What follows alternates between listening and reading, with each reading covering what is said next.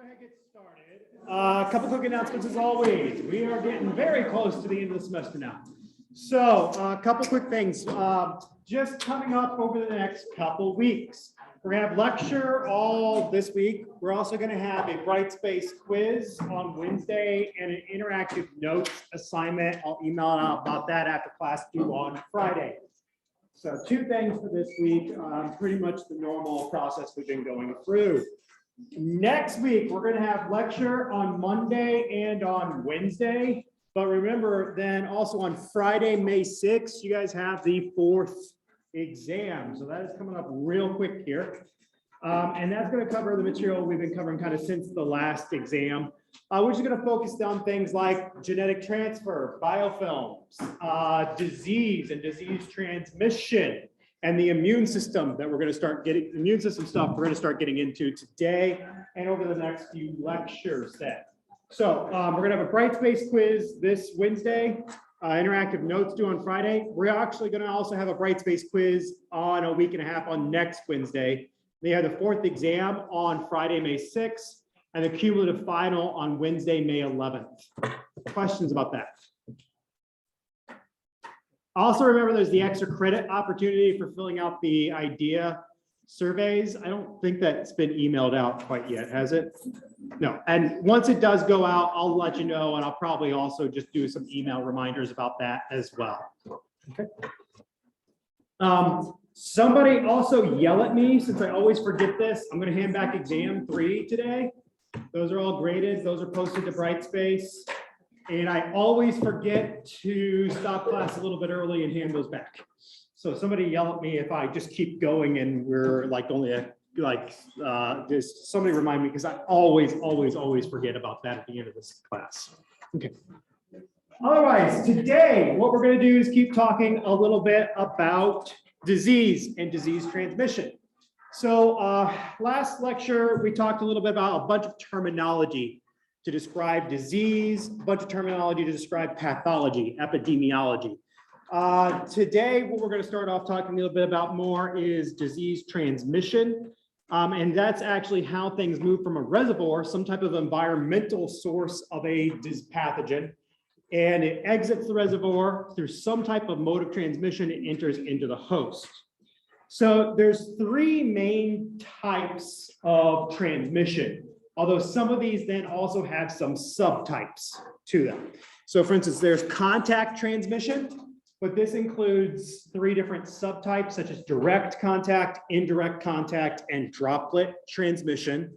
All 3 of those fall under what is considered contact transmission. It's slightly different versions of contact transmission.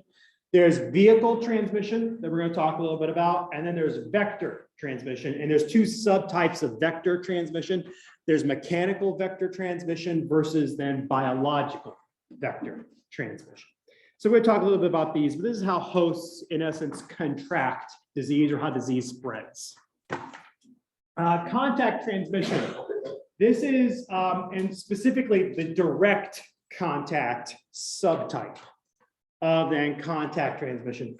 This is where the disease agent, and remember, when I say disease agent, that's the cause of the disease, like the virus, influenza virus causes flu, the disease.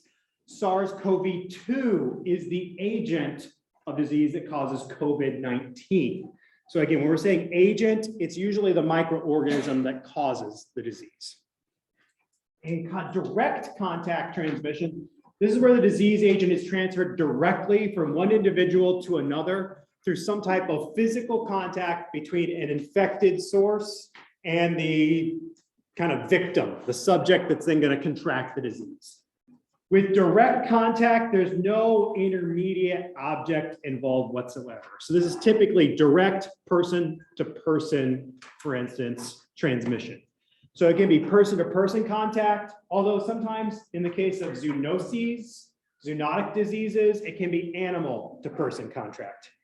I don't know if you guys have ever seen the news articles, like the CDC has to keep every year sending out a thing like don't cuddle your backyard chickens. Anybody ever seen one of the news headlines on this one? Yeah. Every year, the CDC sends out a warning to people that raise their own chickens, like don't cuddle them and don't kiss them, because people keep getting salmonella from their chickens, for instance. Yep. Chickens are filthy. Anybody ever raised chickens before? Yeah, they're filthy. Anyways, so that would be an example of direct contact, though. This includes things like touching, kissing, sexually transmitted diseases, coughing, sneezing. Anybody ever had somebody cough directly in their face? Yeah, it's disgusting. That is when if you like somebody coughs or sneezes on you, you literally feel the droplets hitting you. That's kind of technically a type of contact transmission then as well. There's a number of diseases that are spread this way. Any sexually transmitted disease is direct contact. Anything that's spread through sexual intercourse. Epstein-Barr virus, you guys probably know that better as mononucleosis. The other thing that it's typically caused is sometimes called the kissing disease, because that's one of the ways it can spread. Or if you're talking to your parents, I drank out of somebody else's water disease, for instance. There is things like Ebola, measles, chickenpox, cold, influenza, many types of skin infections, even rabies. These are all going to be involving direct contact transmission then. So for instance, rabies spread through bites and saliva. So that's what you're looking with a lot of these guys. There is then another type of contact transmission, though, that is indirect contact. This is transmission of a disease from a reservoir to a host via some type of inanimate, non-living, intermediate object. Okay, so what is typically going to happen is whatever that non-living intermediate object is, that is referred to as a fomite. So again, the fomite is going to be some type of non-living intermediate object involved in disease spread.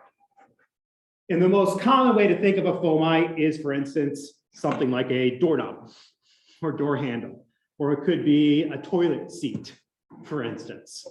But what's going to happen is you might have somebody with a disease. Maybe they're a carrier. Maybe they're even asymptomatic. They don't even know how the disease. Maybe they're not a carrier. Maybe they actually have symptoms. For instance, maybe somebody has the flu and then they cough into their hands or sneeze into their hands, but then they don't wash their hands. And then they open a door. So they then are getting all the germs that were on their hands are now on the doorknob.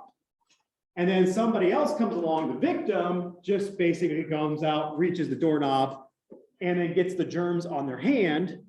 But then what happens is then they touch their face, they rub at something, they scrub at their eyes, and now the germs go into their kind of mucosal surfaces. By the way, do you guys know on average how many times a human touches their face per day? Anybody want to take a guess? It actually is 2,000 times a day. Yeah, it's actually estimated that you touch your face about 2,000 times a day. And then every time you're doing that, anything that's on your hands has the opportunity to say, get on your lips. And then you lick your lips and then you've ingested the germs, for instance. Or you're rubbing at your eyes and then it gets into your sinuses through something like your eyes then, for instance, as well. So it's one of those things where a lot of times what we touch with our hands at some point makes it to our face as well. And so that non-living object, you can have viruses on this non-living intermediate object, and then somebody comes along and touches that, and then they get exposed to those germs. And there's a lot of diseases that spread via indirect contact, such as, say, tetanus. You typically get tetanus, for instance, from rusty metal. So that would technically, that rusty metal, contaminated rusty metal would technically be a fomite, for instance.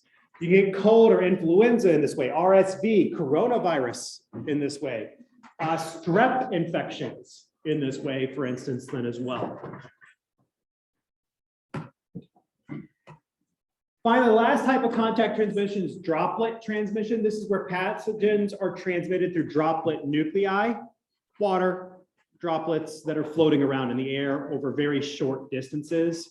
Typically, these water droplets are produced by coughing, sneezing, talking really loudly, laughing, just about anything like that. But for instance, when somebody sneezes, you can have up to 20,000 droplets per a single sneeze that then start floating around the air. Now, most of these droplet nuclei are pretty heavy. So they only usually stay floating around in the air for a meter or two, 3 to 6 feet at most. But this is still considered a type of contact transmission. Droplet transmission is because you've got to be very close to somebody else still, within usually about a meter, 3 feet or so. So this is still considered a type of contact transmission if it's just these heavier droplet nuclei, water, little spheres floating around in the air. And a lot of different diseases are transmitted this way, especially respiratory diseases like cold, influenza, pneumonia, pertussis, which is whooping cough, tuberculosis. A lot of more respiratory diseases are transmitted in this particular manner, for instance, as well. You guys might also notice I've had, for instance, cold and flu, cold and flu, cold and flu. Diseases are not restricted to one type of transmission. Many diseases can be spread in by multiple mechanisms. I just want to make sure you guys are aware of that. So there's several of these diseases have multiple modes of disease transmission. All right, so that's contact transmission in the 3 different subtypes: direct, indirect, droplet. What about vehicle transmission?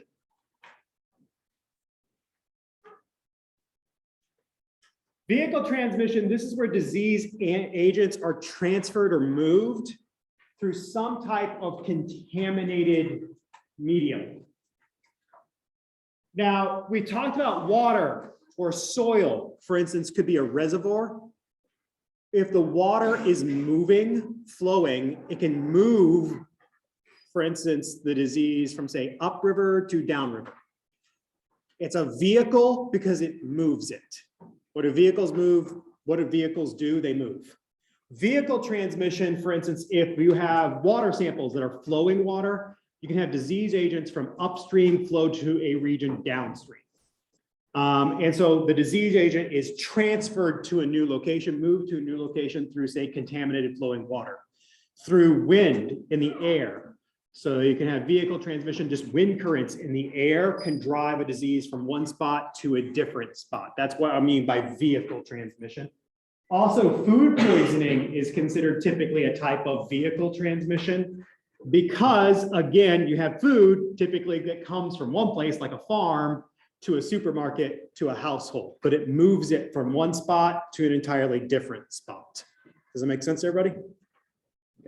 So typically with vehicle transmission, we're talking about flowing water, moving food, moving air, wind currents, for instance. Although a lot of times things like intravenous drug use is also sometimes involved with vehicle transmission. So if you have someone that is doing like injected drugs, the needle can get moved, get contaminated with a disease, can move from one location to another location. Sometimes if the needles get reused. So IV drug use, because it does move the pathogen from one spot to another, is technically a type of vehicle transmission as well. All right, with water, it's usually involves, when we have water vehicle transmission, usually involves something called the oral fecal route, which is unfortunately exactly what that sounds like when you have sewage contaminated water or fecally contaminated water. It can move from one spot to another, and then if someone drinks that contaminated water, they get a disease.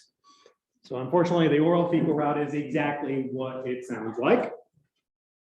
And for instance, things like Vibrio cholera, Shigella, Giardia, guinea worms, which is something we talked about all the way back in the beginning of the semester, those are usually involving then water vehicle transmission. So if you're drinking contaminated water, you usually are having water vehicle transmission involved. Food is then, again, contaminated food products that then are causing food poisoning cases. And this could be things like tapeworms are transmitted in this way, salmonella, listeria, E. coli food poisoning, noroviruses. Those are going to be commonly transmitted by vehicle transmission, specifically food vehicle transmission, for instance.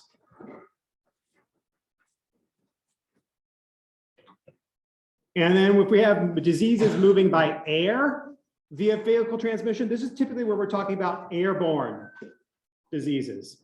A disease is considered airborne if it can move larger distances in the air, usually greater than 1 to 2 meters. So if a disease can move over, if a disease can only move about 1 meter or less, it's droplet transmission. But if a disease is airborne, that means it can move much further, say from the front of the room all the way to the back of the room. And with airborne diseases, they have to be able to move at least 1 meter and usually quite a bit further than that as well. And so these are going to move on smaller micro droplets, and dust floating around in the air.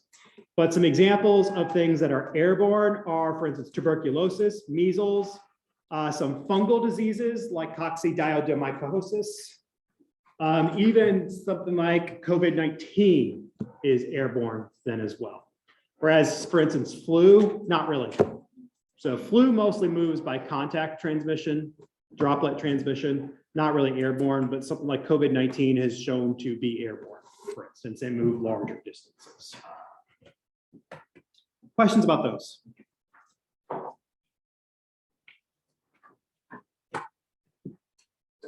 All right, last type of disease transmission is vector transmission. Vectors are living things. Remember, fomites are non-living intermediate objects that get involved in disease transmission. Vectors now are living organisms that can carry pathogens from one host to another host, but the vectors themselves are not subject to the disease. So the vector organisms do not get sick. They're living organisms that do not get sick from the disease, but can be involved in transmitting it from one host to another host. And the most common vectors are insects, arthropods. And so usually when we're talking about vectors, we're talking about some type of insect or bug.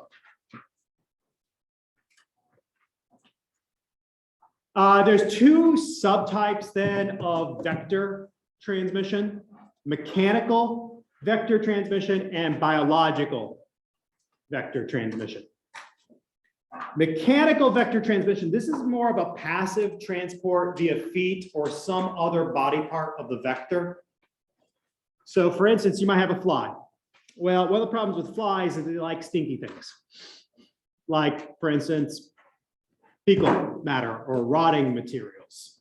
So flies like to land on, say, for instance, well, fecal matter. They like to land on rotting stuff. And sometimes when they land on it, they pick up germs on, say, their feet or the underside of their body. Well, then maybe that fly goes along and then it lands on something like the hamburger you're eating outside because the weather's finally nice in the spring. But then it gets some of those germs onto there, and then you shoo the fly away, but then you eat it and you get exposed to those germs. This is just a passive transport. There happen to be, it picks up some germs on its body, rubs them onto maybe a food source. But this is going to be an example of a mechanical vector transmission. Questions about that? This is more of what is considered a passive version of vector transmission because it just happens to have picked it up and transferred it. Now, the other type of vector transmission then is going to then instead be biological vector transmission.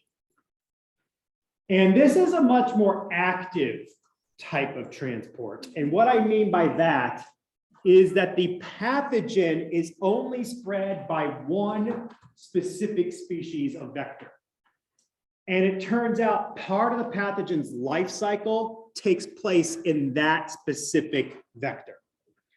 So for instance, malaria is spread by the Anopheles mosquito and only by the Anopheles mosquito, but it also turns out malaria does very specific parts of its life cycle only when it's inside of the Anopheles mosquito. And I'll show you an example of what I mean by that here in a second. Borrelia burgdorferi, which causes Lyme disease, is only spread by ticks and tick bites then. But Borrelia can't be spread by mosquitoes, for instance. So it's got a very specific vector, and it turns out Borrelia does part of its life cycle, part of its reproductive life cycle inside of ticks and only inside of ticks. And it's only spread by ticks. So this is a much more active partnership. And typically then with biological transmission, the disease is almost always going to be spread by some type of biting insect, almost every single time, or some type of biting arthropod. Mosquito bites, tick bites, for instance. And there's a number of examples of diseases that are spread by vector transmission, such as Lyme disease, malaria, leishmaniasis, Chagas disease. There's a few that we'll talk about here towards the as we go through the semester. However, I'm going to use malaria as an example, and that's going to be our pathogen of interest for you. There's one thing I forgot to put under here.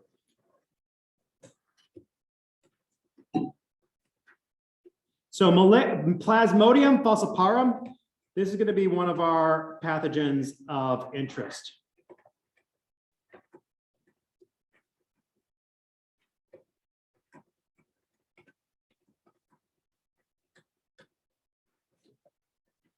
Okay. So Plasmodium falciparum causes malaria, which is characterized by high fevers, shaking chills, a number of flu-like symptoms, and then anemia, low red blood cell count. More specifically. And this is a big problem worldwide. It's actually estimated that in Africa, for instance, it kills 1 million children per year, just the malaria does. Plasmodium is, unlike a lot of the other pathogens of interest that we've talked about throughout this semester, is not a bacterial species. Rather, it is a eukaryotic organism. It's a single-celled eukaryote. And it actually has a very complex life cycle I'm going to talk about. And part of its life cycle is in mosquitoes, and part of its life cycle is in humans and other mammals, for instance. But it's spread by, biological vector transmission. It's spread by the bites of the Anopheles mosquito. Now, Plasmodium, again, it's a eukaryote. It actually has it's a unicellular eukaryote. It has a really complex life cycle in that it sometimes differentiates into different kinds of cells like gametocytes and sporozoites. I'm going to talk about each one of these here a little bit in turn. So how does Plasmodium affect humans? Well, what happens when it's in the mosquito? What is its life cycle then? Okay, so again, with Plasmodium, causes malaria, but it has portions of its life cycle in, say, humans or other mammals. Portions of its life cycle is in mosquitoes. Now, it's kind of hard to see, but here's a little mosquito. And say it's biting somebody on their arm. When the mosquito bites someone, it injects the Plasmodium falciparum. It takes the blood meal, but at the same time as it takes a blood meal, the Plasmodium makes it into the person. And it specifically goes from the mosquito to the human in a version of Plasmodiums called a sporozoite cell. And these sporozoites, well, they kind of look like this. They're long, thin, skinny, kind of wavy. But then they are going to move from the circulatory system to the liver. And when these sporozoites get to the liver, they burrow their way inside of a liver cell. So they infect the liver cell intracellularly. So again, when a mosquito bites a person, it can inject thousands of sporozoite forms of the Plasmodium per bite, migrates to the liver, and then it grows up inside of the liver cells intracellularly. So again, if it's an intracellular pathogen, it's in the cytoplasm of the host cell, inside the host cell. And it specifically grows up inside these liver cells then. In the liver cells, it changes. It differentiates from the sporozoite version of a Plasmodium into then a merozoite version of the Plasmodium. The merozoites, while these guys are long, thin, wavy, the merozoites are more circular. They look more like this.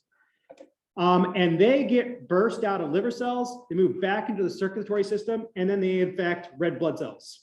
So the merozoite version will actually burrow their way into, this is actually an apex organelle, sort of, that helps with burrowing their way into the red blood cell. They get inside of the red blood cells, and then they grow up intracellularly inside of red blood cells.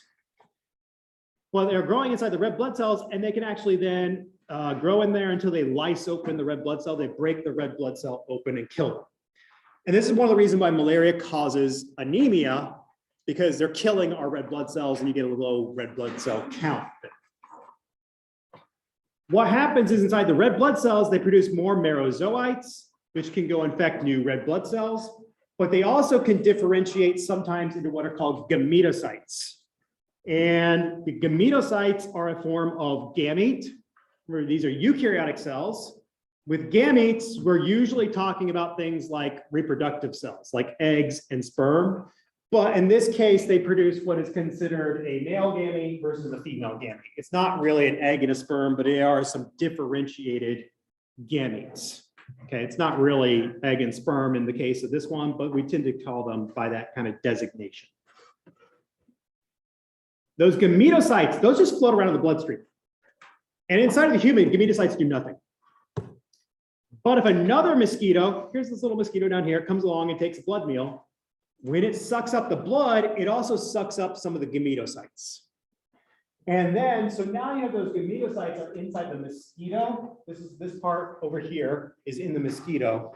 And inside the mosquito, gametophytes get taken up by the mosquitoes, and then they can fuse. Opposite mating types can fuse together in a fertilization event. This produces a zygote. That zygote can then undergo meiosis to sexually reproduce sporozoite cells.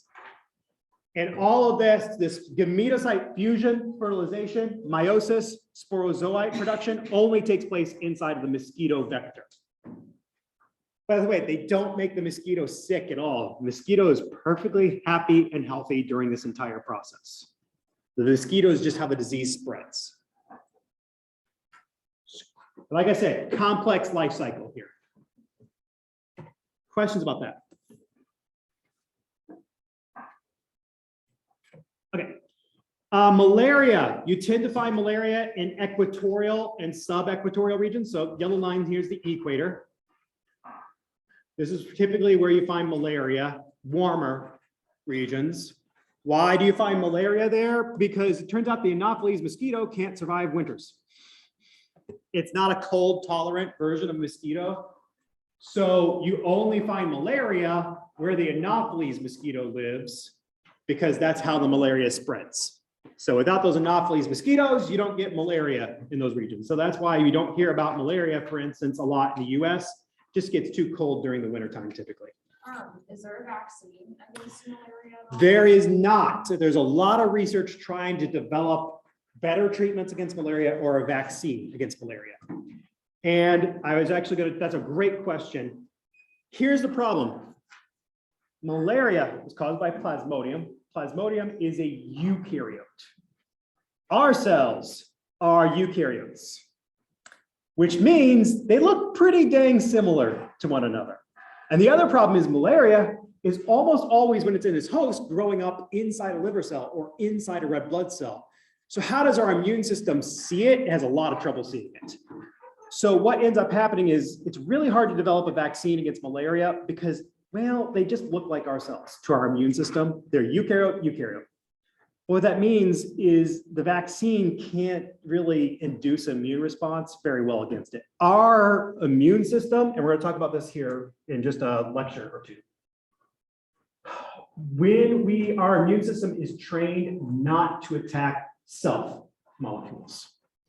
It's trained not to attack our own cells, but specifically molecular patterns on our own cells. The problem is malaria just looks too similar to our cells, so our immune system has trouble recognizing it.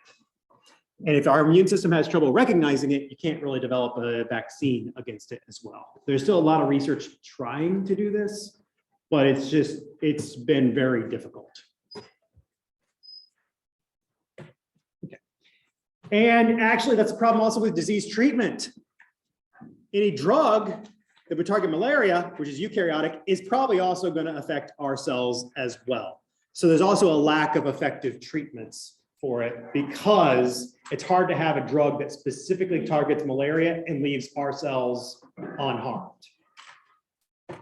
So typically we focus on preventing malaria rather than treating malaria.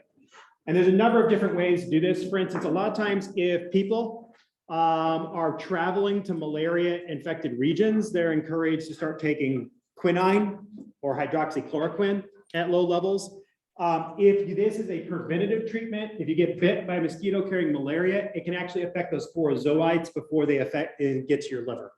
So this is a drug that works well for not treating malaria, but it can be a preventative for malaria. But once you actually have the disease, it's not going to do much for you. There's things like DEET, just insect repellents, keep the mosquitoes away, you don't get malaria. There's things like netting, especially at nighttime, so that people are sleeping with netting around their beds so that they are then not getting bit by the mosquitoes while they're prone and sleeping. And by the way, malaria really causes strong symptoms because it wants you prone, it wants you lethargic.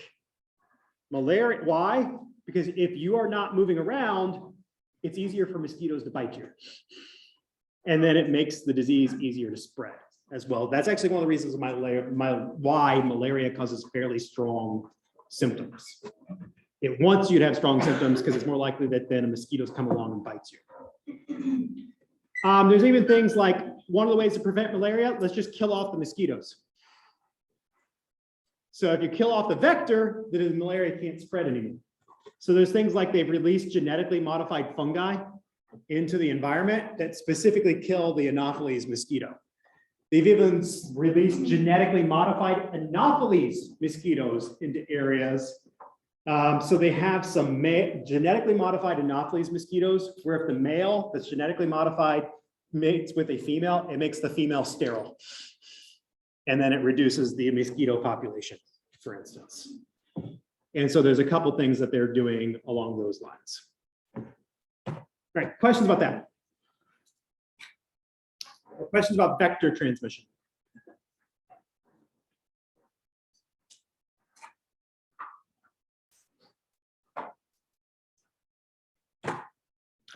All right, one other thing we talked about previously is nosocomial infections. Again, these are HAIs, hospital-acquired infections, or sometimes also referred to as healthcare-associated infections. This is an infection that is acquired during a hospital stay most commonly, but sometimes they even just say things like you pick something up when you go to the doctor's on a doctor's visit sometimes as well. It is estimated that 5 to 10% of hospital patients acquire nosocomial infections. So this is a big problem. So somebody comes into the hospital and they pick up a disease while they are there. It could be a urinary tract infection, could be a surgical site infection, could be a respiratory infection, could be even bloodstream infections, septicemias, for instance. But these can be a big problem in hospital environments. And so, for instance, it's actually estimated that 1 in every 31 hospital patients in the US will get at least one HAI. So 1 out of every, say, 30 people that comes in a hospital is going to acquire one of these. This accounts for about 2 million infections per year and about 20,000 deaths per year just in the US. Those are not worldwide numbers, that's just US numbers, for instance. So this is a big problem. Interestingly enough, it's got a long history. There was actually a doctor back in the day that first proposed the idea of nosocomial infections. And specifically, he said it was because doctors and nurses were tending to patients back in the early 1900s and not washing their hands or taking protocols. And the medical establishment disbarred him for even suggesting this. Back in the early 1900s, they even suggesting that nurses and doctors were spreading disease was actually, he ended up disbarring and he ended up going crazy and getting into a mental asylum, the guy who first proposed this idea. Yeah. And obviously he was right as well, because one of the main things, you got to be really careful when working with patients to just maintain proper procedures, gloving up properly, washing hands properly, even masking properly. Because otherwise, a lot of times it can be doctors and nurses spreading diseases around in the hospital. So this is a big problem. Okay. And why is it such a big problem? Remember, one of the things you have in hospitals is compromised hosts. Compromised hosts, this is when a host organism whose resistance to infection has become impaired in some way. Why would they be impaired? They might just be sick with something. If somebody's sick, their body's not functioning properly, and that means they can be more vulnerable to other diseases. It could be some type of therapeutic approach. So for instance, cancer patients getting chemotherapy. Chemotherapy actually destroys white blood cells. And if you're destroying white blood cells, you're basically making it so that cancer patient with the chemotherapy treatment, they're vulnerable to disease then, because their immune system's not going to function properly. White blood cells are your immune system. Could be surgery. Just the process of basically making an incision into skin. Skin is a very important barrier that helps keep us healthy. But if you break the skin, microorganisms can get in through there. So again, that could be considered a compromised host. Especially for a couple other reasons. Burns is a big one. Burn patients are really vulnerable to infections. Again, their skin is disrupted and microorganisms can get in through that disrupted skin, especially in the case of third-degree burns, for instance. So that's one of the things they're most worried about with more severe burns is them picking up disease. It could be somebody with an autoimmune disorder or immunodeficiency disorder. Their immune system's just not working properly in those cases. Now, so compromised hosts are vulnerable to disease, and they're also vulnerable to what are called opportunistic pathogens. These opportunistic pathogens, these are pathogens that can infect compromised hosts, but typically not normal, healthy individuals. Some examples of opportunistic pathogens are things like C. diff, for instance, Clostridium difficile. You guys might have heard of it. It does not typically impact normal, healthy individuals, but compromised hosts it can. Or it's things like Pseudomonas aeruginosa infection. Pseudomonas aeruginosa, that was a pathogen of interest we talked about earlier in the semester. Typically, a normal, healthy person is not going to get a Pseudomonas infection, but compromised hosts can. And Pseudomonas aeruginosa is a very common nosocomial infection, for instance. Now, why are nosocomial infections then so prevalent in the hospital? It's just because you have the right conditions. So, whoops. What you have is in that hospital environment, you have sick people harboring microorganisms. So you got a lot of microorganisms that cause disease in hospital environments because you have a lot of sick people carrying those microorganisms. You've got compromised hosts for some reason in the hospital, and you've got them mixing together and some chains of transmission inside of there. So when all those three things overlap, you get nosocomial infections. And that's just the kind of nature of hospital and healthcare environments. You get a lot of diseases in those particular areas, and you get a lot of compromised hosts in those particular areas. Questions about that then?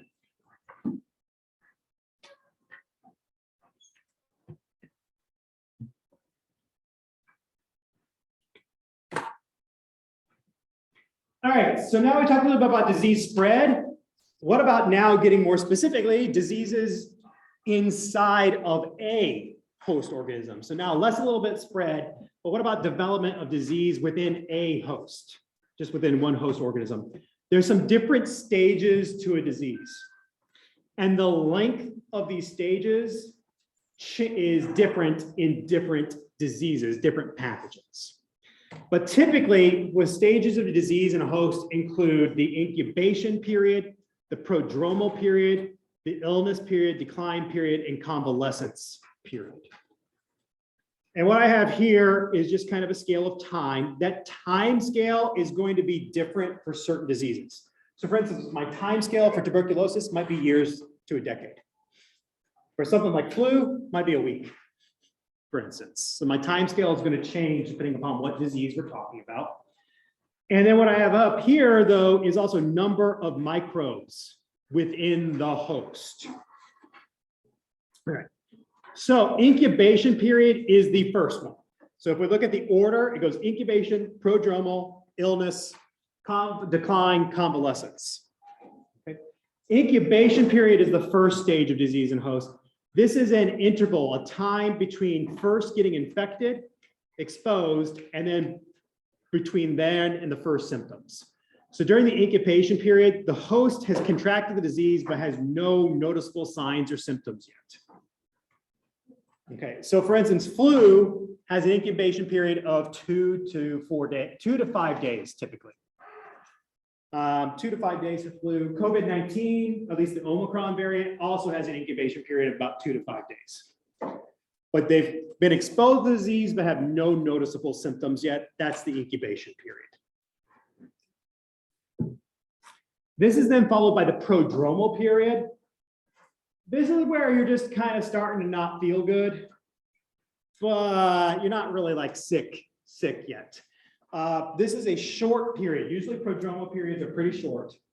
This is a short period characterized by very mild early symptoms, most commonly just tiredness, fatigue, malaise, maybe just a little bit of aches, for instance. You just feel a little off.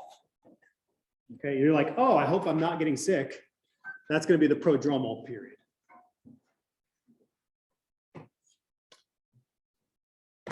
Illness period then is following that one. This is now a time where what you can see is during the illness period, the microorganisms are getting at more and more and more inside the host body. But as the microorganisms accumulate in the host, they're damaging the host. And if they're damaging the host body is not working properly, and that's where you start to get very noticeable signs and symptoms. Abnormal conditions producing signs and symptoms.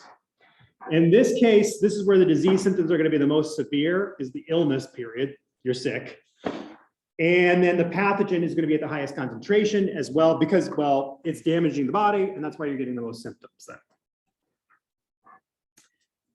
Hopefully, you get out of the illness period into the decline period. The problem is sometimes the illness period can cause death, and that's going to be bad. Hopefully, though, your immune system starts to fight off the disease, and as your immune system starts to fight off the disease, then you go into the decline period. Your immune system is starting to fight off and clear that pathogen out of your body. Pathogen levels start to decrease. And then also signs and symptoms will slowly decrease again as your immune system is clearing the pathogen, fighting it off, and as it's also starting to repair damaged tissues and cells.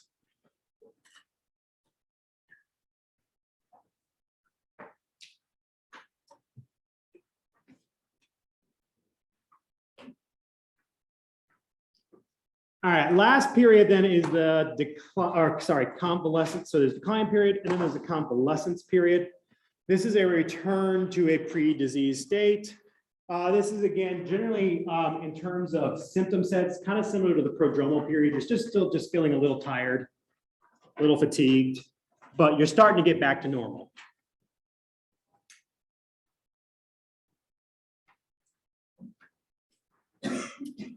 And then once you kind of clear all those pathogens out of your body, finally repair all the damaged cells, tissues, then you're back, then you're recovered. Now, with these diseases stages, there's a couple different things. For instance, while you are sick, your body's often not functioning properly. So you can be, while you're sick, a compromised host. And typically you're vulnerable to secondary infections during the illness period and the decline period, where you have the most damage to your cells, where you have the strongest signs and symptoms. So typically illness period, decline period, that's when you are vulnerable to potential secondary infections. You're a compromised host, you might pick up a second different disease, and that would be bad. And then if we look at these stages of disease, when are you transmissible? When could you spread the disease to somebody else? During every single one of them. As long as a host has microorganisms in their body, they could potentially be transmitting them to other people. So you could be transmissible. A host could be transmitting diseases to other hosts during the incubation, prodromal, illness, decline, or even convalescence period. However, when do you think you're most transmissible? illness and decline. You're the most transmissible when you have the most microorganisms in your body. But for instance, flu can be spread by somebody in the incubation period.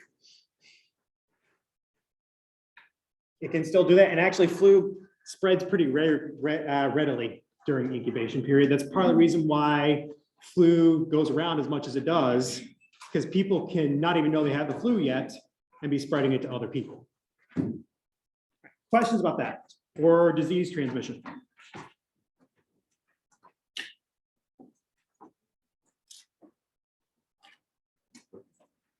All right, I think I said I want to get the exams back, but what we're going to start talking about Wednesday, Friday, and this, I know this says 76 slides, so it's a lot, but these are all, most of these slides are fairly fast.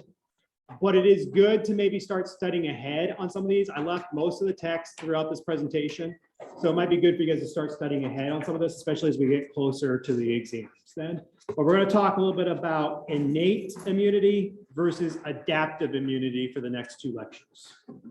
Okay. Exam number 3, then, just wanted to get those back. Average was a 73.3%. The median was a 71.5. The high was actually 104%. That's because you guys probably didn't notice it. And I knew this when I handed out the exam to you guys, but it turns out there was 102 points worth of questions on this exam. I had a hidden 2 points of extra credit built into the exam. I did also the exam ended up being harder than I intended, possibly. There was a couple questions that I thought were easier questions that the class struggled with. So there wasn't anything wrong with the questions per se. They were fine, but they ended up being, I thought they were easy questions and then the class struggled with them. So I also went ahead and gave 4 more points back on the exam. Okay, so you guys are gonna see your score on the exams, and I forgot to do this, but whatever your score is at the top of the exam, you add 6 back to that. I forgot to write the +6 onto there. Does that make sense, everybody? Okay, so when you get these back, there will be a score at the top, but your actual score in Brightspace is whatever's written on your exam here +6. Okay? So I'm going to hand these back. Remember, check my scoring, make sure I added everything up right. Make sure that you're using these as study materials. So if you had some stuff that you were struggling with, it's going to come back up on the cumulative final. So it is time already to start preparing, not only for exam 4, but also the cumulative final both. Do not wait till the weekend before to start prepping for that. Okay. Questions? So keep the exams, check my scoring. If you have any questions, see me, come get the feedback on those. If you need a little help with anything, use them as study tools for the cumulative final.